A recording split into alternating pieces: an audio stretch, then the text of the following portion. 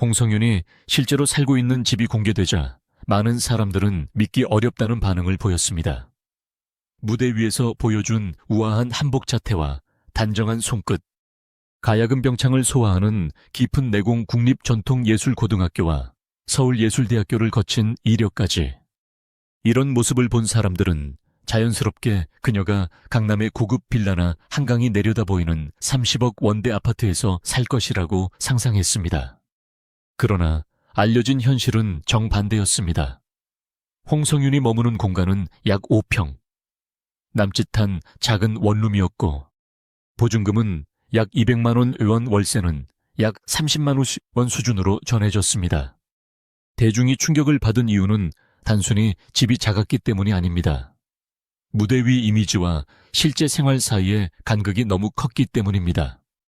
사람들은 고급스러운 외모와 뛰어난 실력을 보면 자연스럽게 경제적 배경까지 부유할 것이라고 판단합니다. 홍성윤 역시 그랬습니다. 가야금을 연주하며 노래하는 모습, 절제된 표정과 품격 있는 말투, 한치의 흐트러짐도 없는 무대 매너는 그녀를 처음 본 순간부터 특별한 사람으로 보이게 만들었습니다.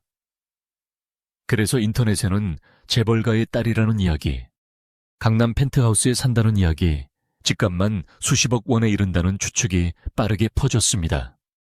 하지만 홍성윤은 단 한 번도 자신이 부유한 환경에서 자랐다고 말한 적이 없습니다. 오히려 그녀는 말보다 실력으로 자신을 증명해 왔습니다. 그녀의 고향은 대전으로 알려져 있습니다. 고등학교 시절부터 전통예술을 배우기 위해 집을 떠나 생활했고, 기숙사와 하숙집을 오가며 학업과 연습을 병행한 것으로 전해졌습니다. 이후 서울예술대학교에 진학한 뒤에는 학교가 있는 경기도 안산 인근에서 생활한 흔적이 언급됐습니다. 팬들과 찍은 사진, 소셜미디어 위치 기록, 자주 목격된 지역을 종합하면 강남이나 청담동이 아니라 대학가와 가까운 생활권에서 지낸 것으로 보인다는 내용입니다. 카메라가 좁은 골목을 따라 들어가면 화려한 조명 대신 작은 원룸 하나가 나타납니다.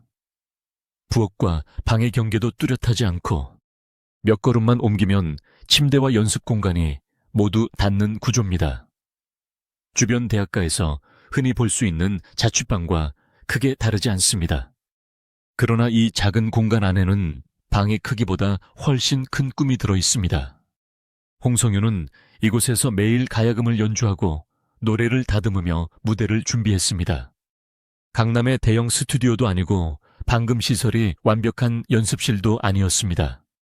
생활 소음이 들리고 옆방의 텔레비전 소리와 엘리베이터, 알림음이 섞이는 평범한 공간이었습니다. 더 놀라운 점은 그 방 안에서 가장 비싼 물건이 집과 관련된 물건이 아니라 가야금이라는 사실입니다. 산조 가야금 한 대의 가격은 수천만 원에 이를 수 있고, 전문 연주자가 사용하는 악기는 중형차 한 대 가격과 비교되기도 합니다. 홍성윤이 입는 한복 역시 한 벌에 수백만 원을 호가할 수 있습니다. 월세 30만 원짜리 방 안에 수천만 원 상당의 악기와 무대 의상이 놓여 있다는 장면은 대중의 기존 상식을 완전히 뒤집었습니다. 보통 사람들은 넓은 집과 좋은 가구를 먼저 생각하지만 홍성윤은 집보다 자신의 능력과 무대에 더 많은 자원을 투자한 사람으로 그려졌습니다. 그녀의 선택은 단순한 가난의 결과로만 볼 수 없습니다. 좁은 공간을 감수하면서도 더 좋은 악기를 선택했고, 생활의 편안함보다 실력을 높이는 데 집중했습니다. 부동산에 돈을 넣는 대신 자신의 미래 가치에 투자한 셈입니다. 집의 평수는 작았지만 그 안에서 반복된 연습의 양은 결코 작지 않았습니다. 수천 번의 연주와 수만 번의 음색 조절 같은 구절을 다시 부르고 다시 연주하는 과정이 매일 이어졌습니다. 결국 그 작은 방은 단순한 주거 공간이 아니라 홍성윤이라는 예술가가 만들어지는 훈련장이 되었습니다. 이 과정에서 빠질 수 없는 존재가 바로 부모님입니다. 홍성윤이 처음 본격적으로 가야금을 배우기 시작했을 때 악기 가격은 가정에서 쉽게 감당하기 어려운 수준이었다고 전해집니다. 아버지는 딸의 가능성을 믿고 자신의 자동차를 팔았다는 이야기가 나옵니다. 이후 그는 홍성윤을 전국의 대회장과 연습실 공연장으로 데려다 주기 위해 오랜 시간 운전대를 잡았습니다. 전해지는 내용에 따르면 누적 운전거리는 30만 킬로미터를 넘겼습니다. 비가 오는 밤에도, 먼 지방의 대회가 있는 날에도 아버지는 딸의 무대가 끝날 때까지 기다렸습니다. 어머니 역시 말없이 딸의 곁을 지켰습니다. 가야금 연습으로 손가락이 붓고 피부가 벗겨질 때마다 테이프를 감아주고 지친 딸이 다시 악기 앞에 앉을 수 있도록 챙겼습니다. 부모님은 재벌도 아니었고 거대한 문화재단을 운영하는 사람들도 아니었습니다. 그러나 자신들의 생활을 줄여 딸의 가능성에 투자했습니다. 비싼 집이나 자동차보다 한 대의 악기와 한 번의 레슨, 한 번의 대회 출전을 더 중요하게 선택했습니다. 홍성윤이 무대 위에서 보여주는 안정감과 깊이는 단순히 개인의 재능만으로 만들어진 것이 아니라 가족의 긴 희생과 믿음 위에서 완성된 결과라는 설명입니다. 그래서 월세 30만 원이라는 숫자는 초라함의 상징이 아닙니다. 오히려 30억 원짜리 집보다 더 강한 의미를 가집니다. 그녀는 30만 원짜리 방에서 30억 원 이상의 감동을 만들어내고 있기 때문입니다. 겉으로는 작고 평범한 원룸이지만 그 안에는 오랜 시간 쌓인 집중력과 절실함이 있습니다. 넓은 공간이 창작을 돕는 것은 사실이지만 불편한 환경이 사람을 더 단단하게 만드는 경우도 있습니다. 홍성윤에게 그 방은 가난의 흔적이 아니라 예술가로 성장하기 위한 용광로였습니다. 사람들은 흔히 좋은 집에 살아야 좋은 삶을 살 수 있다고 믿습니다. 넓은 거실, 좋은 위치, 최신 가정과 고급 인테리어를 성공의 기준으로 삼습니다. 그러나 홍성윤의 이야기는 다른 기준을 보여줍니다. 가장 중요한 자산은 집이 아니라 자신일 수 있고 가장 가치 있는 투자는 부동산이 아니라 실력일 수 있다는 것입니다. 그녀가 선택한 것은 편안함보다 성장 과시보다 내공 현재의 생활 수준보다 미래의 가능성이었습니다. 처음 홍성윤을 본 사람들은 그녀의 목소리와 태도에 자연스럽게 가격표를 붙였습니다. 평당 1억 원의 가치가 느껴진다는 과장된 표현이 나올 만큼 그녀의 이미지는 고급스러웠습니다. 수백 년의 전통이 쌓인 가야금 병창은 짧은 시간에 흉내낼 수 있는 장르가 아닙니다. 어린 시절부터 악기를 익히고 호흡과 발성손의 움직임을 동시에 훈련해야 합니다. 한 곡을 완성하기 위해서는 노래와 연주 가운데 어느 하나도 놓칠 수 없습니다. 이런 어려운 장르를 침착하게 소화하는 모습을 본 시청자들이 부유한 지방과 특별한 지원을 상상한 것도 이상한 일은 아니었습니다. 그러나 외형과 실력만으로 한 사람의 자산과 생활 수준을 판단하는 순간 오류가 시작됩니다. 온라인에 올라온 자극적인 제목과 확인되지 않은 사진은 그 오류를 더 크게 만들었습니다. 누군가는 홍성윤의 한복 가격을 보고 집값까지 추정했고, 누군가는 사용하는 악기의 가격을 근거로 부모님의 재산을 상상했습니다. 하지만 비싼 악기를 가지고 있다는 사실이 곧 비싼 집에 산다는 뜻은 아닙니다. 오히려 홍성윤의 경우에는 생활비를 줄이고 연습과 악기에 집중했기 때문에 그런 대조가 생겼다는 것이 이 이야기의 핵심입니다. 약 5평의 공간은 숫자로 보면 매우 작습니다.